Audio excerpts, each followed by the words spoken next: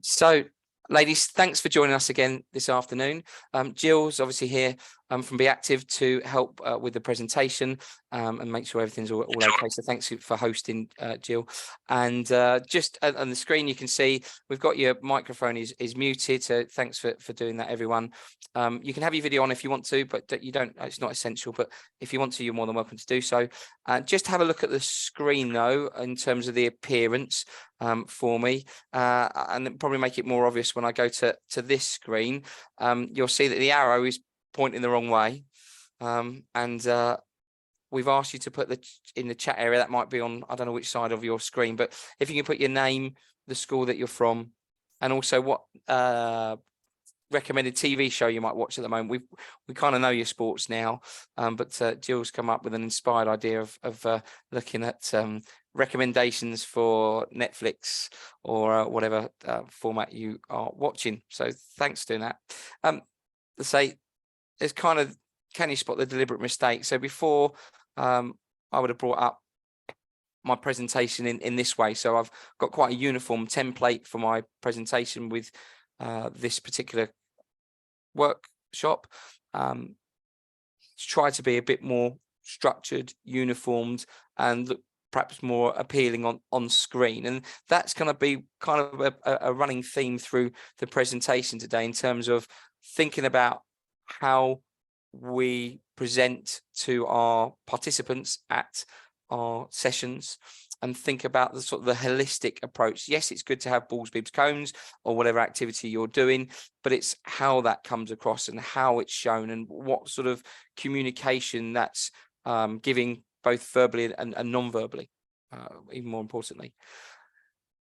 As you know, if you want a pen and paper to hand, that'd be great. So if you want to take a few notes, but we will share this presentation with you later after we've delivered. So Margly Mug again, and the arrow is now pointed at me, and I think hopefully the chat area's arrow is pointing in the right direction. So just trying to make sure that when your participants are coming to your sessions, thinking about the aesthetics, how do they know how to get there? What poster information have you used, if you've used any?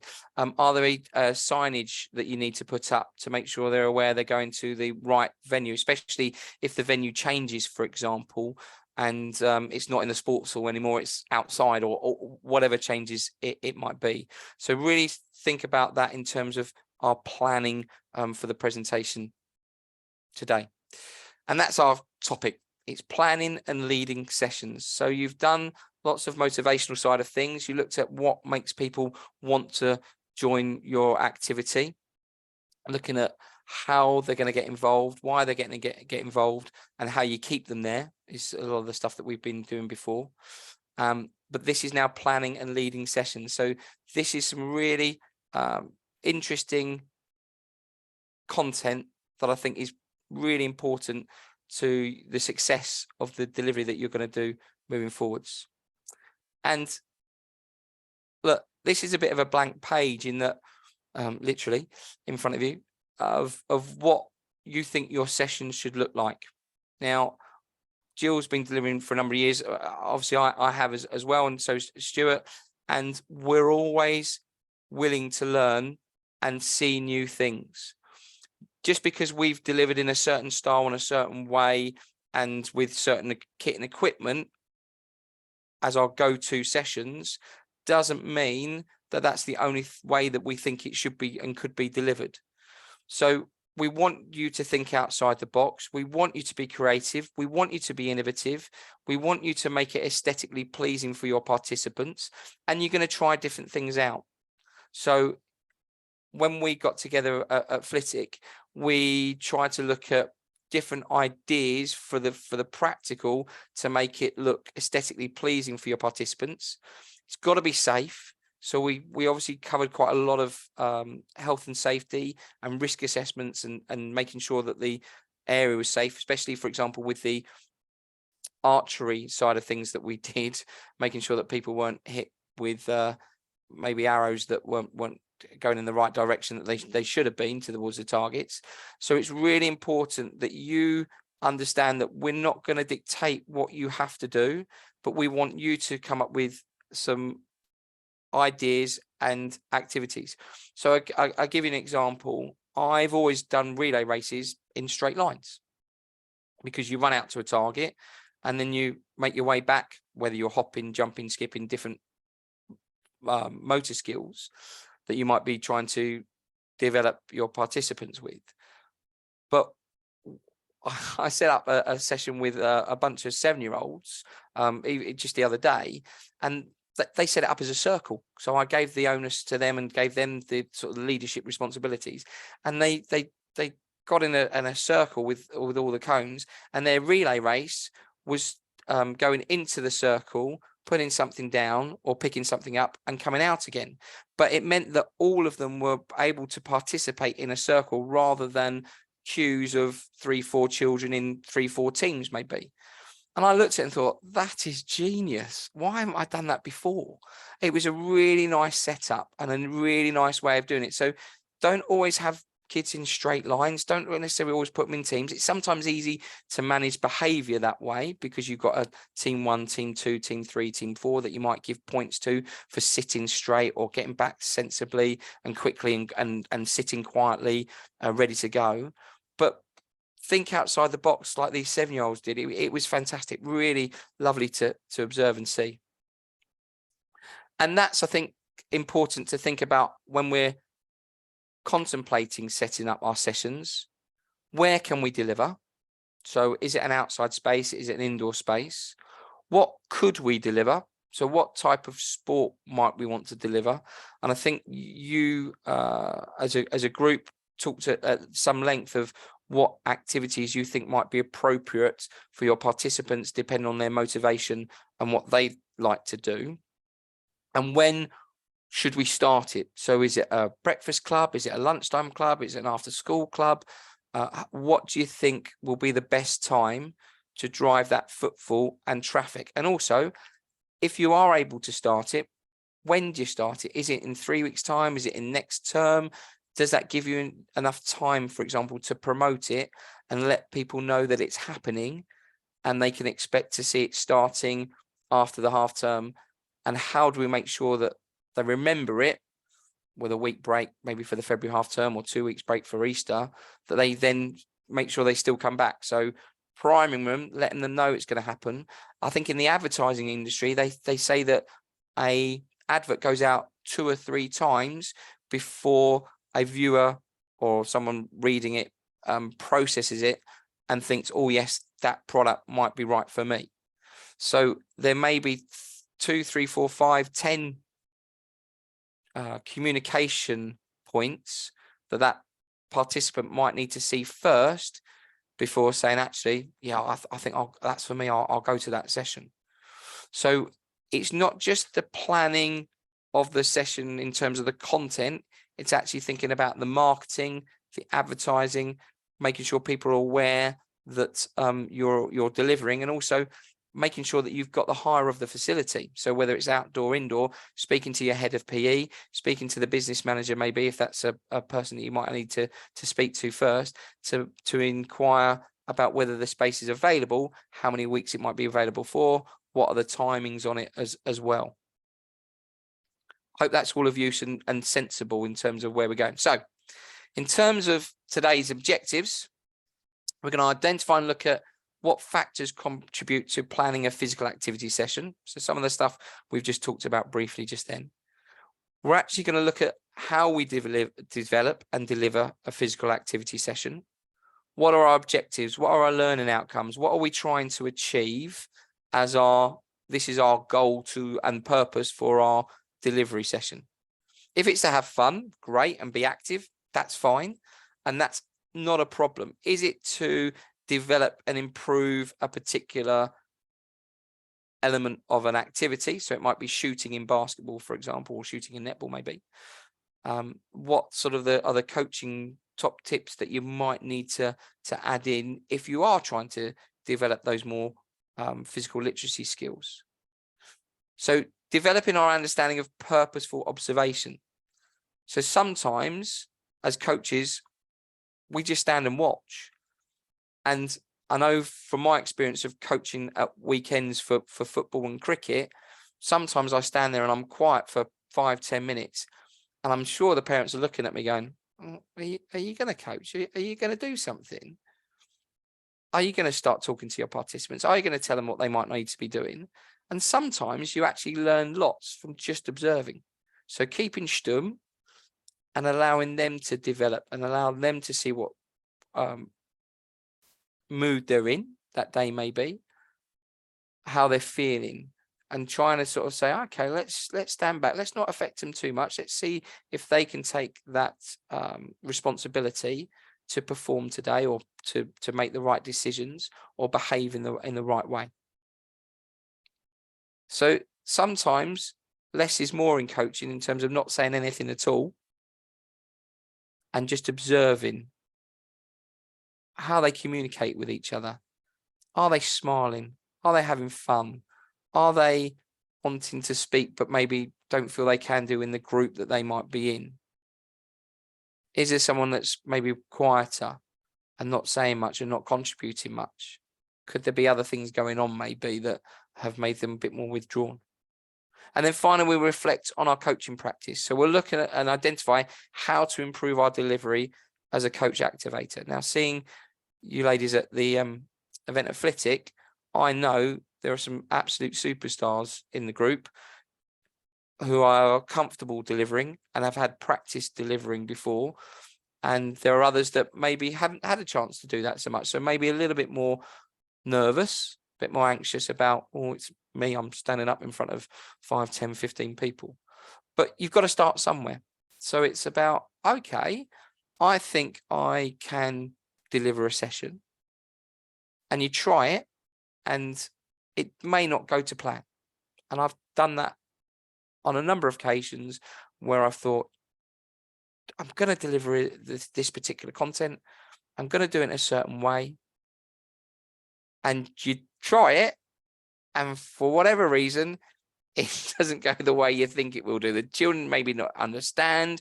They might not be able to process the information that you're giving them, or it might be that they didn't enjoy it, or there may be something else going on that means that it's affected the space or area that you can use. So that opportunity to reflect and look at, so what did I do well today? How did I ensure that my participants were always switched on, always wanted to be involved, enjoying themselves, having fun? What have I done to make the difference? And what haven't I done if they've not enjoyed it, or if they've not been actively participating in our sessions? And don't be ever worried about not always getting it right. It's how you improve, it's how you develop, it's why you've got colleagues with you helping you deliver, because they might see you not quite communicating in the way that the participants, the learners, need to have that delivered, and they may help and support you by doing more visual demonstrations than just maybe talking things through. So over to you now, ladies. I've given you a few ideas, but just have a little think and then use the chat facility, please. What do you think you might need to consider when planning an activity session? So I've given you a few top tips, but there's quite a lot. So the ability of the group, Sophie, fantastic, superb. Is it a mixed ability group? Is it a high performance? Is it where Jill was talking about working with little ones sort of before school and just looking at their fine motor skills or their gross motor skills and how they're doing? What type of people in the group? Brilliant. The age, good, Maddie. Yeah. Well done, Tilly. It's got ability. We've got the type of people, the age. What other things might we have?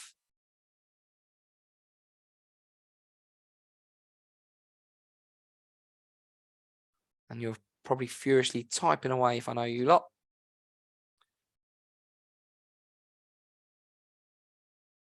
So as that comes through, I don't want to steal anyone's thunder.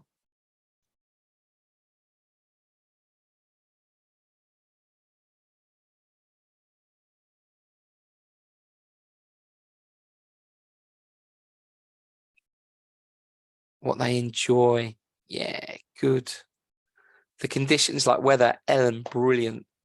Yeah, that can have a massive impact, can't it? If it looks like it's going to tip down with rain, why would you go outside? But if it's too hot, that might affect it. I remember having to cancel some of our inflatable days last year because the weather was just so hot that we were worried that they actually might have the adverse effect and actually potentially hurt some of the children while they're sliding down the inflatables. Great shout, Ellen. So the weather could affect us. So do we have a backup indoor space maybe if it's the summer holidays or a summer camp or summer term? So it's tipping down in rain. Do we have a backup facility? Really good, Ellen. And it's important to know what they enjoy, because hopefully that if they enjoy it, they'll keep coming back. Good. Do we need to know how many there might be? The size of our facility? Does that have a big impact?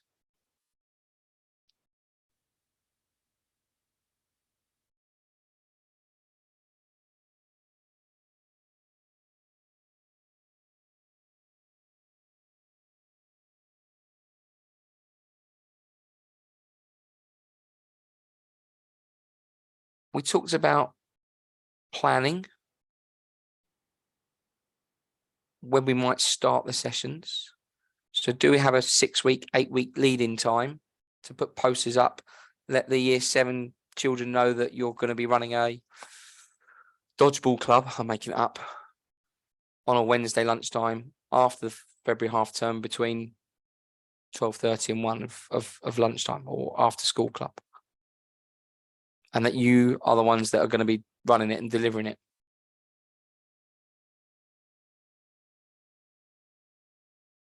Good. Well done. Some nice input. Thank you, everyone.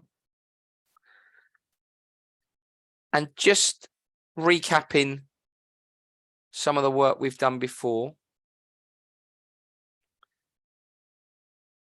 The smiles information, I think, is a key one for us to think about. So we've got enjoyment from Sophie there, but how do we make sure that we keep the participants physically and emotionally safe?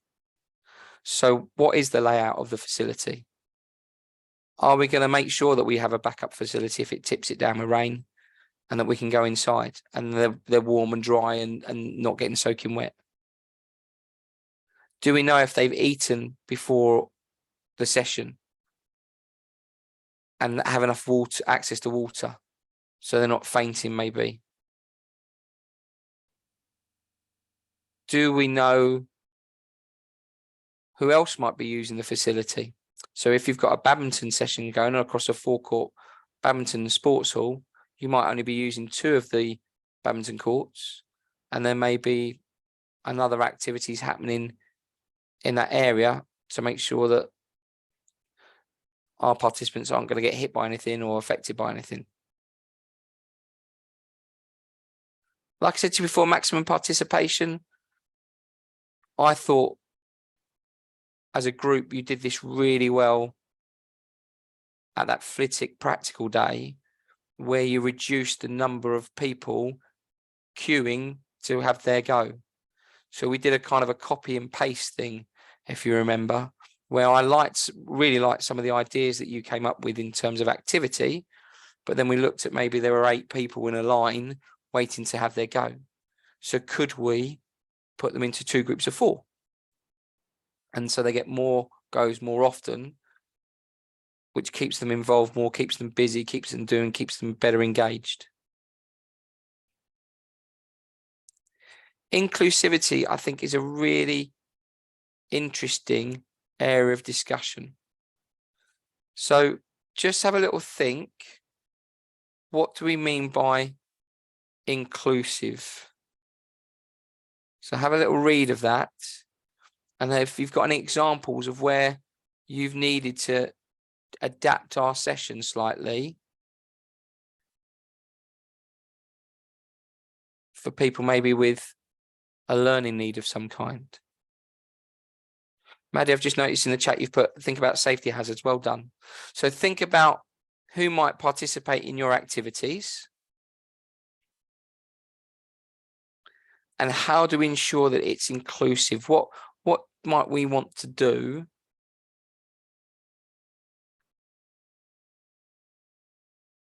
and if you don't know, put don't know, that's not a problem. That's why we're here to discuss it.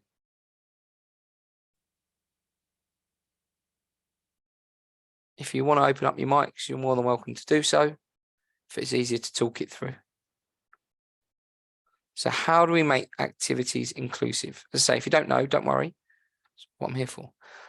Brilliant, Sophie. Have different difficulty levels. So we talk about our STEP skills, don't we? The space, the task, the equipment, the people, making sure that there is what we call an open activity. So in the inclusivity environment, we talk about an open activity that everyone in the group can participate and be able to achieve and do. So it may be, for example, that you have somebody using a wheelchair in your group. So if you get them in a group and ask them to walk around, well, that person using the wheelchair won't be able to walk around.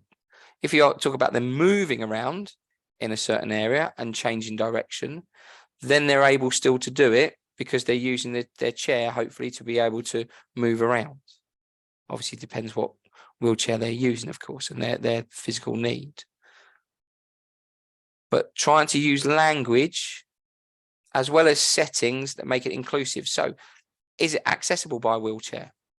If you've got somebody using crutches, is it an easy one for them to maybe get involved in where they aren't having to use their hands to catch a ball maybe, and then moving around the room using a frame or crutches?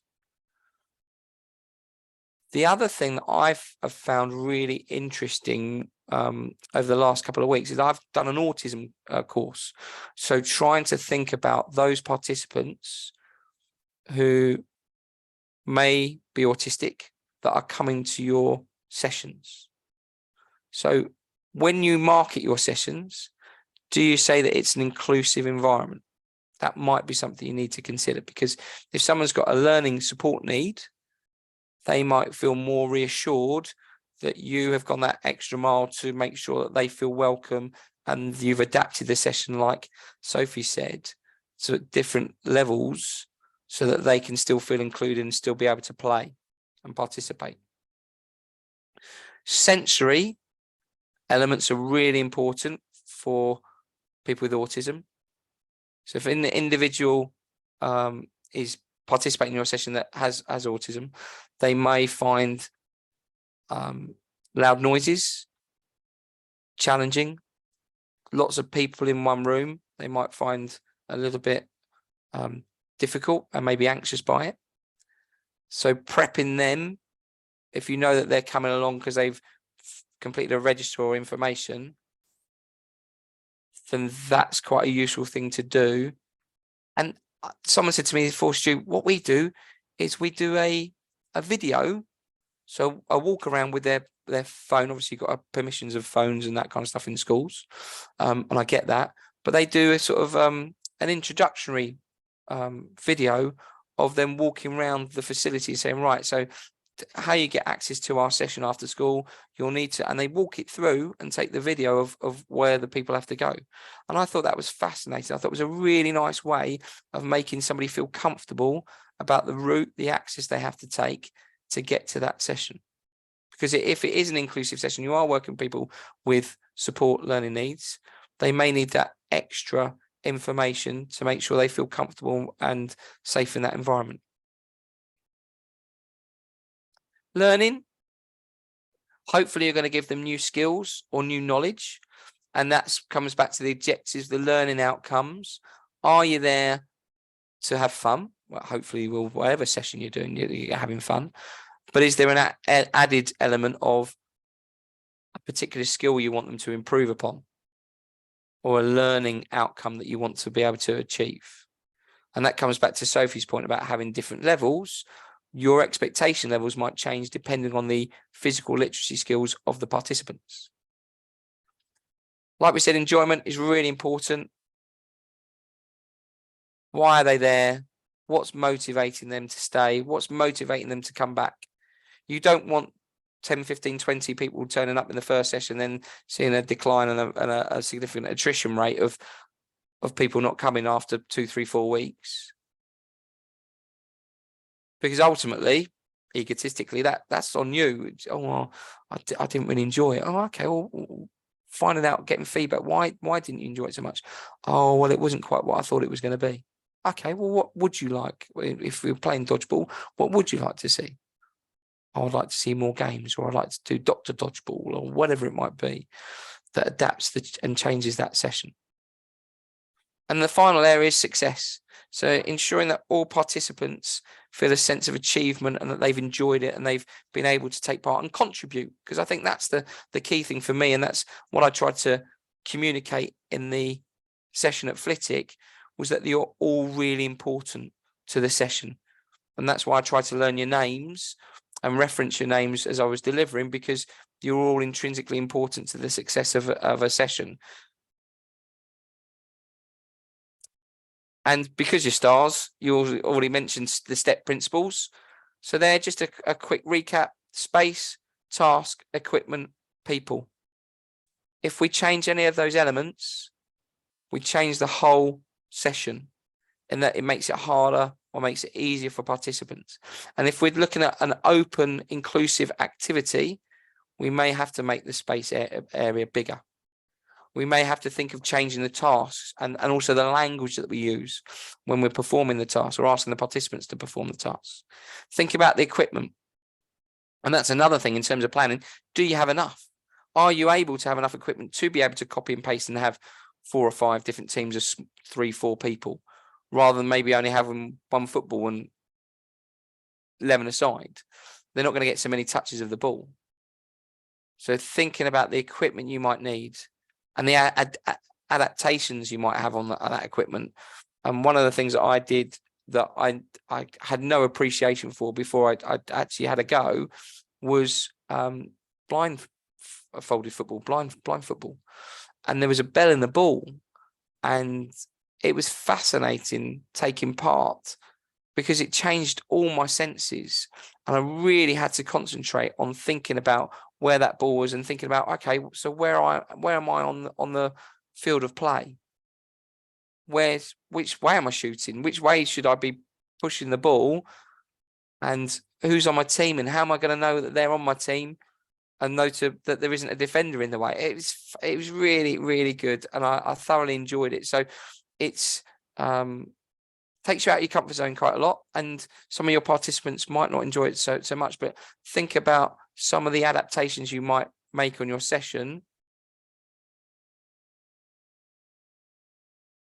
The people who are participating, important that we give them opportunities, really important. So well done. And then taking it to the next level, leading a sports session. So what sessions should include? So is it right? Warm-ups, starter activities? Is that kind of things that you think would be suitable? Is there a high level of coaching?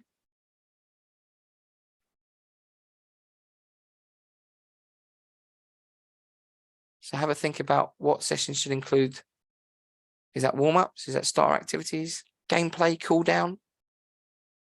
Some quite high level things.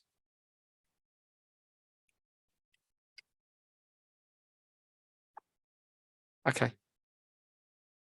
So I'm now going to transfer responsibility to you a little bit. So we're still covering leading a sports session, which I know you are very capable of doing. What I'd like you to do over the next 10, 15 minutes is think about a plan that you can put together and use that's leading a 20-minute sports coaching session. So you've got 15 minutes to practice a session plan for your chosen sport. So now that we've just gone through what might we need to consider for a successful session, what are those elements that you need to think about and contemplate about.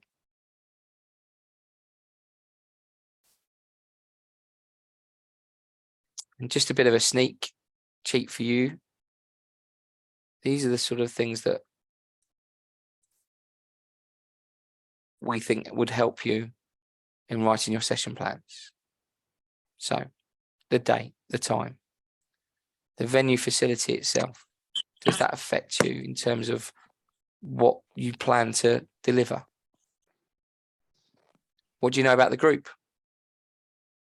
What do you want to reflect on and consider about the last session? Is that something you want to be working towards and thinking about? Have you identified session goals for the participants?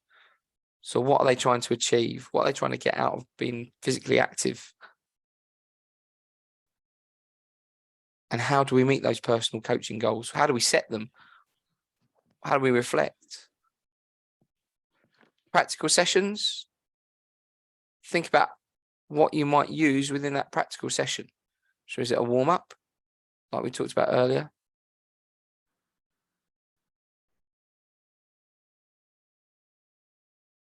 Useful to know. So have a little think, and I'm going to hand over to yourselves to have a think about your session plan. Think about running it for about 20 minutes and thinking what your content might want to be. So is it a warm-up? Is it your main session? Is it your plenary, your cool down at the end? Or is it a mixture of all of that you want to put together? So you're going to put together a session plan, and you're going to be leading it for 20 minutes. So it might be 5 minutes as a warm-up. It might be 10 minutes as a practical session. It might be 5 minutes as a cool down. So hopefully you've got that. You've got warm-up or starter activities, gameplay maybe, and there might be a cool down at the end. So have a little think. And is there a way that you might want to add elements for this session plan? So I'll give you 5 minutes. If you want to use the chat facility to ask about that, then please do so. But that's what we're going to be doing. You've got 15 minutes, or about 10, given the time we've got. We want you to plan and practice by reading it through in your head, a session for your chosen sport. All right, so I'll give you 5 minutes. And if you've got any questions, please ask me. So plan and lead a 20-minute sports coaching session. Here we go.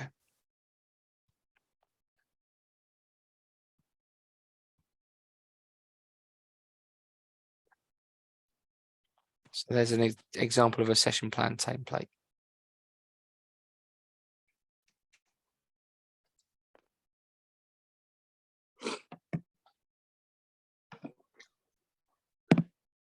If you've got any questions in the chat, please ask.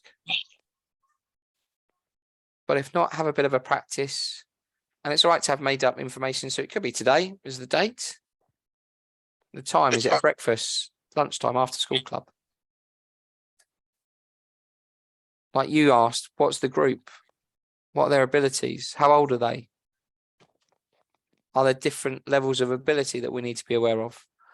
Are there any safety answers? So please read through.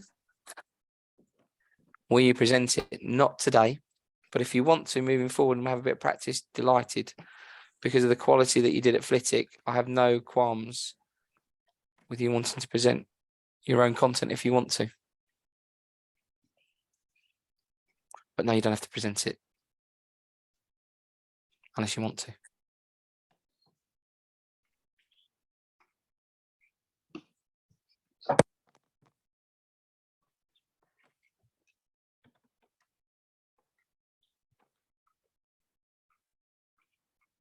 Okay. When we get to meet each other again, we will go through session plans and share best practice and share ideas of different games, different activities. Delighted to pass that information on.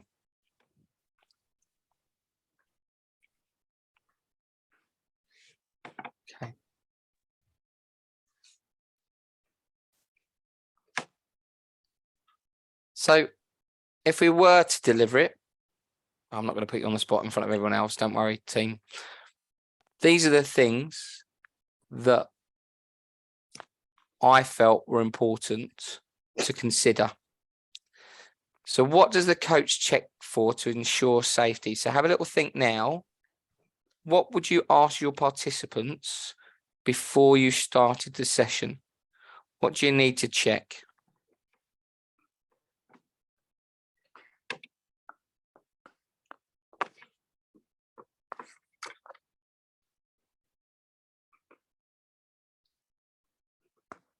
So what might we check for as a coach to ensure that there's safety?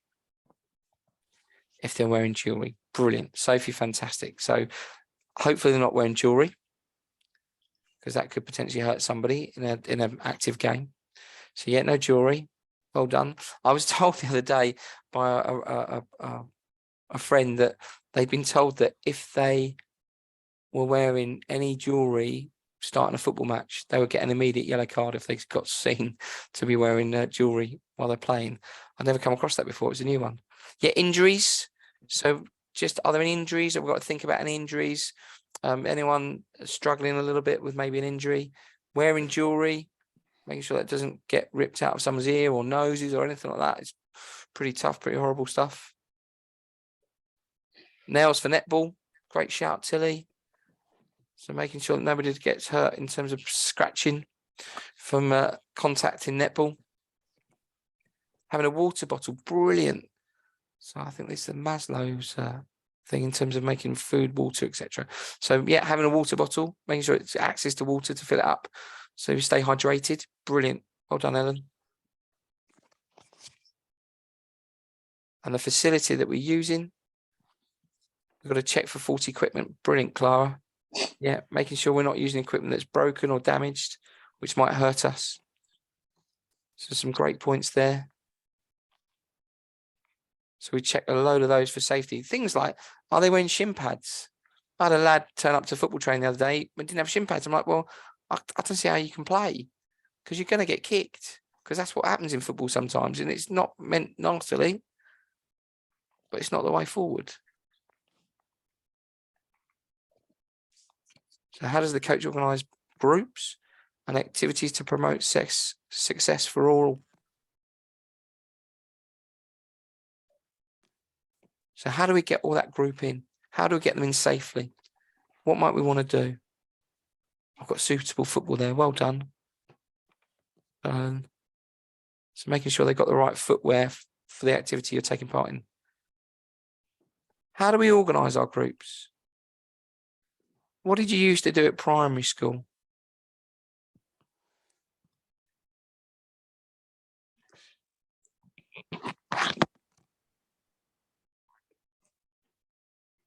So looking at how does the coach organise groups? Is it the clap routine, which works quite well? Line them up in groups so that it's easier for them to talk to them. Brilliant. So that sort of horseshoe effect, Lily, great shout. So that you can get eye contact with them. Really good. Okay. How do we encourage maximum participation? What can we do to try and ensure that the participants come back again? How do we encourage those participants? Let them choose a partner and make them into groups. Great shout. So they give them more responsibility about who they might work with. Praise them, Lily. Yeah, very much so. Lots of positive language rather than sort of junk praise. Oh, that's brilliant. That's fantastic. But tell them why they've done it well. Yeah, really good. So lots of praise, but not junk praise. You did that well because you did X, Y, Z, and explain it to them so they can do it again. Yeah, brilliant. Well done, Lily. How do we make sure everyone, whatever their ability is, included? What do we make sure we do? To make sure everyone's included, what are we doing? What are we making sure happens?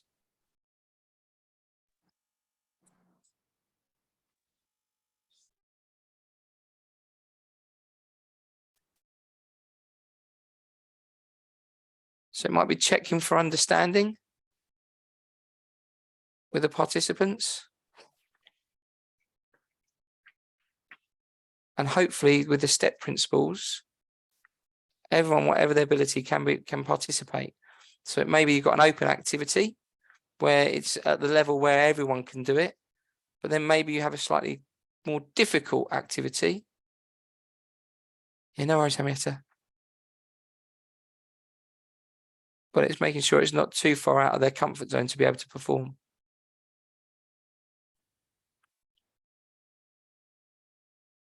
And the final thing is write down feedback that you could take away from this session to help improve the delivery as a coach activator.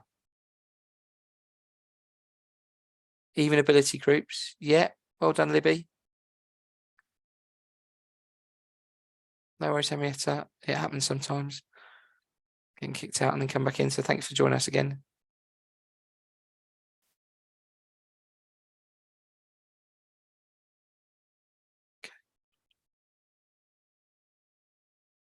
How can we check sometimes that everyone's learning?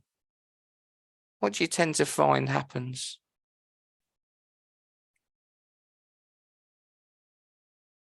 Well, if there's a learning outcome to try and achieve, then asking that question, do you feel that you've got better at whatever skill performance?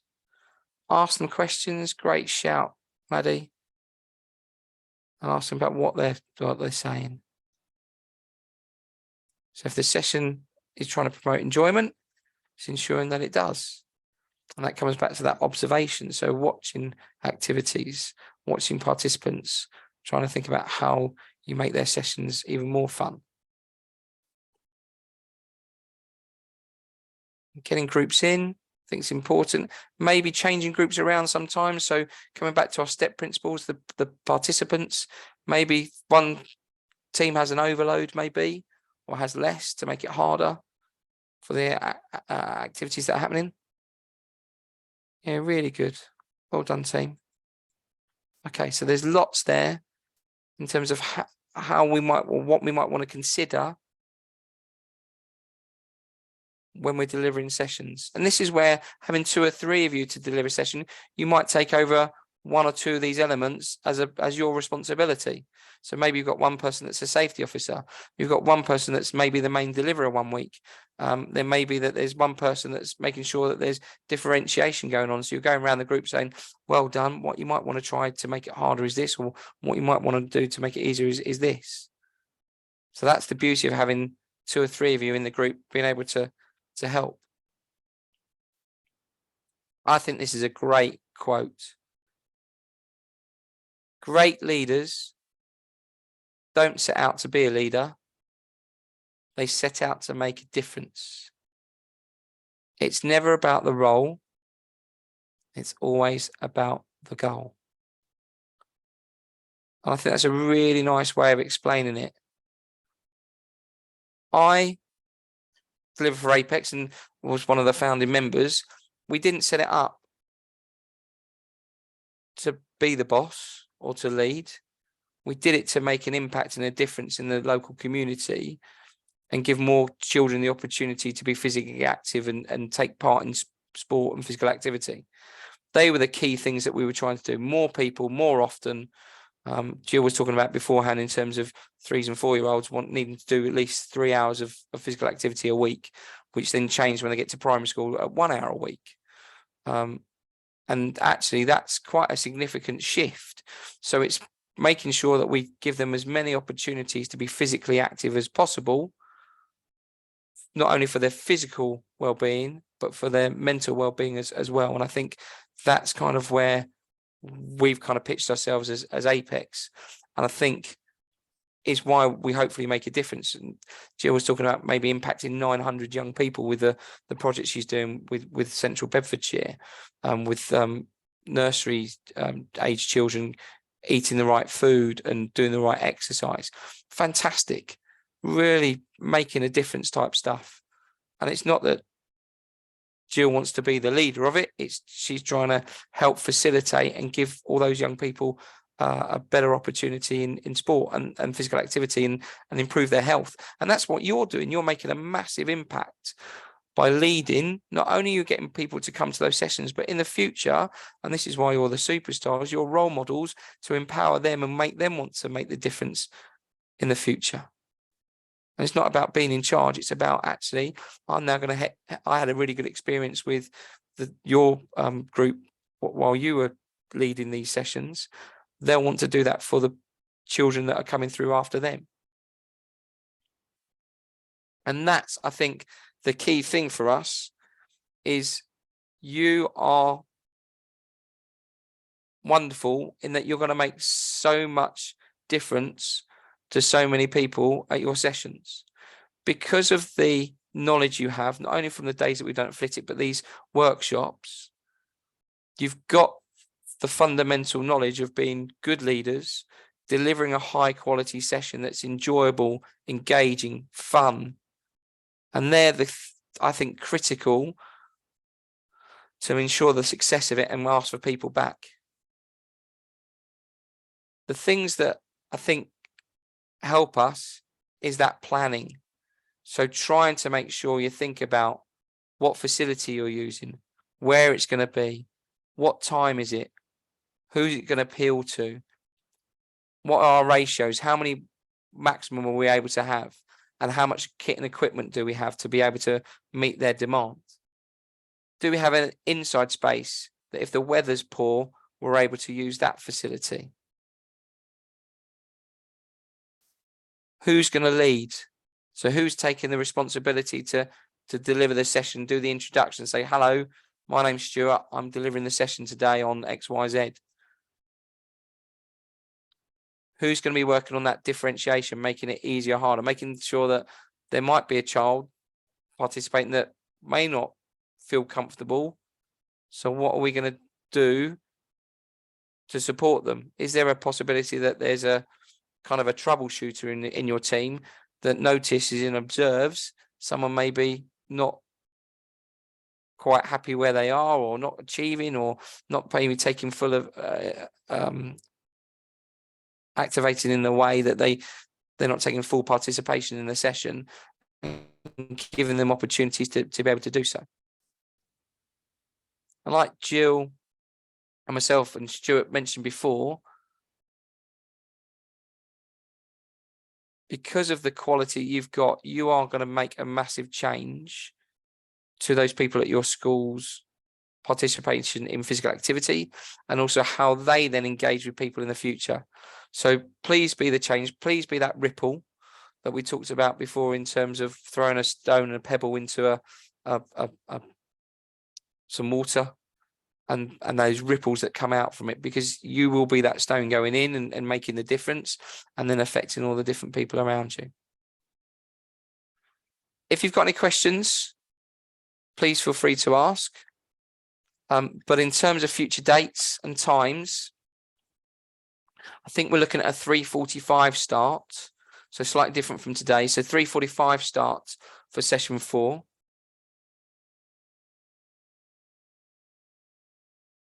So there's the information there to be able to join us. I think that's the 23rd of February from memory. Yeah, Thursday, 23rd of Feb. And we've just put the meeting code there. So ladies, if there are any questions, please ask. I'll give you that opportunity now.